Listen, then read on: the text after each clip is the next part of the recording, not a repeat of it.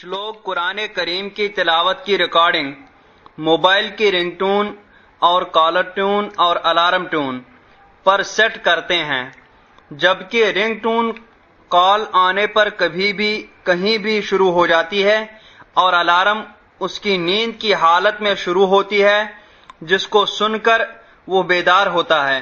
क्या इसकी शरीयत में इजाजत है और करने वालों पर क्या हुक्म है? ये नहीं चाहिए। इस सिलसिले में, इस सूरत में ये हुर्मत कुरान की इजाज़त मालूम होता है और तज़किये हुर्मत कुरान जायज़